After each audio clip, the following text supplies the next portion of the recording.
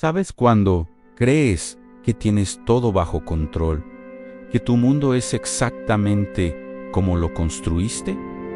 Yo lo creía hasta hoy, hasta que un plato de comida que apenas toqué me mostró la farsa que estaba viviendo de una manera que jamás imaginé. Hoy el día comenzó como cualquier otro, quizás incluso mejor. Cerré un contrato gigantesco por la mañana, cosa de 8 cifras. El tipo de negocio que define el año de una empresa. La sensación debería haber sido de euforia, de victoria, pero era solo un vacío.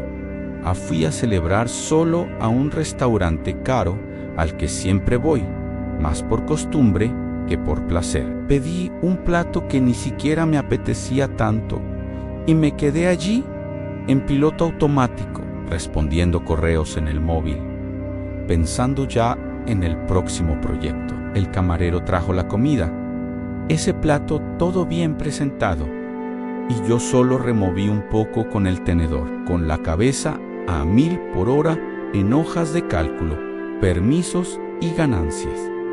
Estaba allí, pero al mismo tiempo no estaba. Mi mundo era ese, cerrado, estéril, donde el éxito se medía en números y el resto era solo paisaje.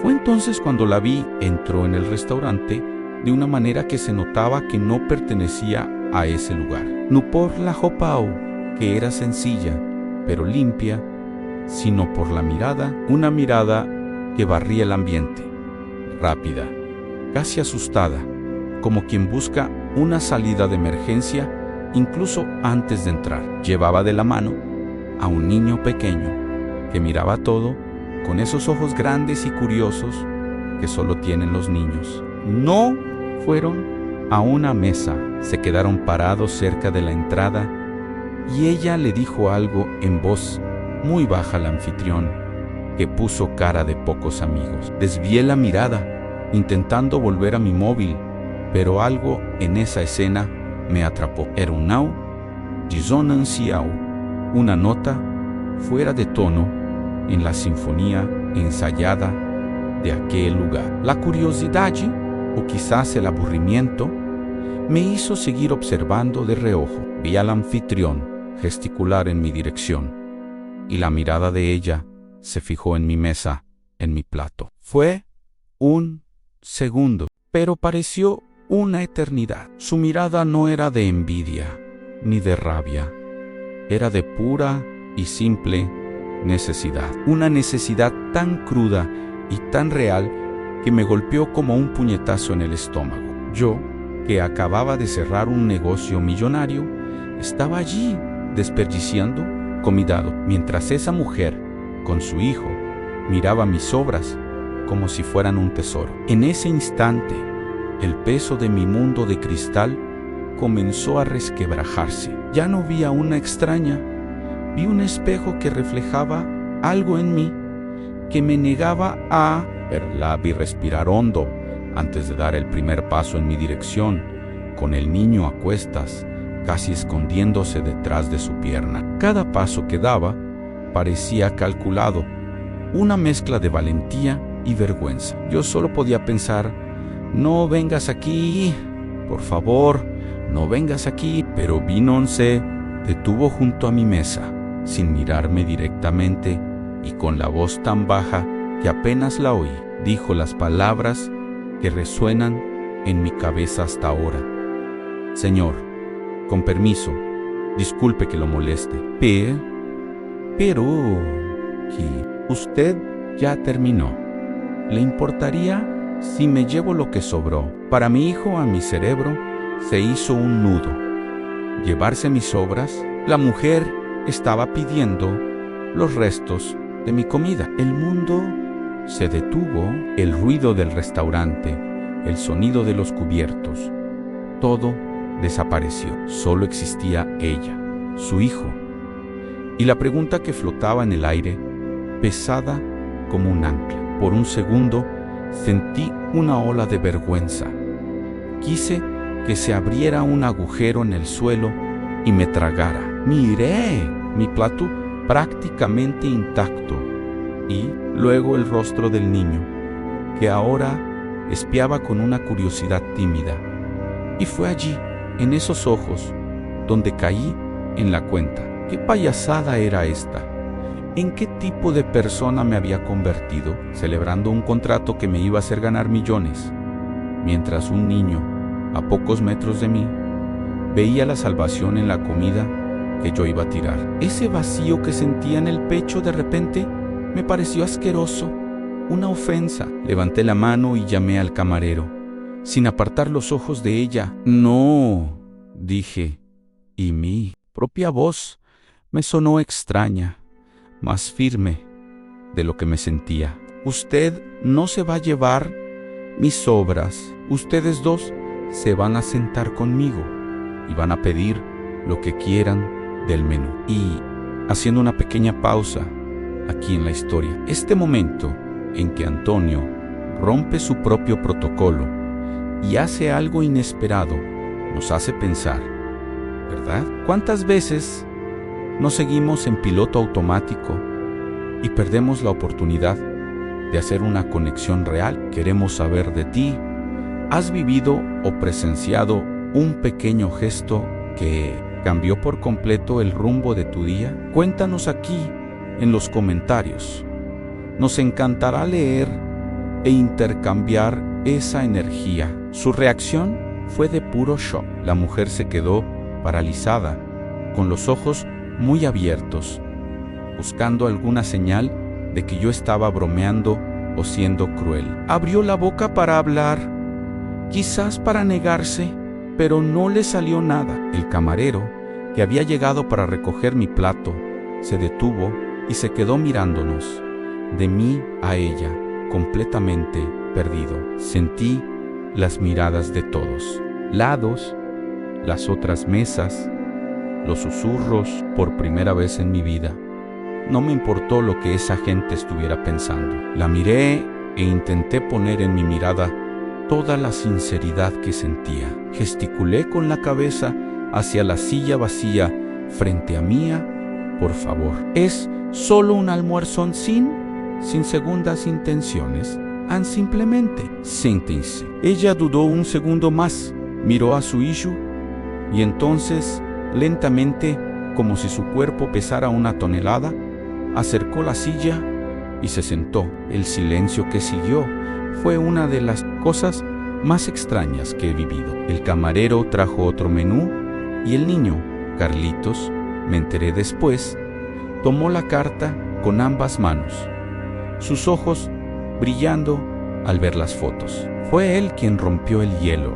Señaló una foto de un bistec con patatas fritas y miró a su madre, una sonrisa tímida apareciendo en su rostro. Ana Luisa, la madre, apenas podía mirar el menú. La vergüenza todavía estaba estampada en ella. Le dije que pidiera lo que quisiera, lo que él quisiera. Y mientras comían a penthouse, toqué a mí. Segunda comida, me quedé observando la forma en que ella cortaba la carne de él en trozos pequeños. Cómo él comía cada patata frita como si fuera la mejor cosa del mundo. La alegría genuina en ese niño por un plato de comida era algo tan puro, tan potente, que mi contrato millonario pareció la cosa más idiota y sin sentido del universo. Con el tiempo, mientras Carlitos se ocupaba del bistec, Ana Luisa comenzó a relajarse un poco. No quería ser invasivo, pero la curiosidad era más fuerte que yo. Empecé a sacar conversación, hablamos del clima, del equipo de fútbol, cosas banales. Fue entonces cuando, sin querer, le pregunté en qué barrio vivían. Respondió con el nombre de una zona que yo conocía muy bien, una zona que había sido revitalizada recientemente. Contó con una naturalidad que dolía que tuvo que irse de su antiguo apartamento porque el alquiler se triplicó de un mes para otro, después de que un condominio de lujo comenzara a construirse cerca. Jiju, nombre del proyecto An mi proyecto, el mismo por el que había cerrado el trato por la mañana. Se me fue el aire de los pulmones. El tenedor se me cayó de la mano. No oí el ruido que hizo al chocar contra el plato. El único sonido era la sangre latiendo en mis oídos. Ese momento fue un punto de inflexión. Yo era el responsable, no de una manera abstracta, no como parte de un sistema. Yo, Antonio Ramírez, con mi firma en un papel, había ayudado a poner a esa mujer y a ese niño en la calle. Toda mi arrogancia, todo mi orgullo profesional, todo se deshizo y se convirtió en polvo. La miré, ella seguía hablando de la dificultad de encontrar otro lugar, sin tener idea de que le estaba confesando sus penas a su propio verdugo. Y miré a Carlitos, riendo con la boca sucia de chocolate del postre que pedí. Se me formó un nudo en la garganta. Ya no era lástima lo que sentía, era vergüenza, una vergüenza profunda, corrosiva y, por primera vez, una necesidad abrumadora de arreglar lo que había roto. Sin importar el costo, el almuerzo terminó y el pánico comenzó a apoderarse de mí. ¿Y ahora qué? ¿Iba a pagar la cuenta y dejar que volvieran a la incertidumbre de la calle? ¿Dejarlos ir sabiendo que yo era la causa de ese sufrimiento?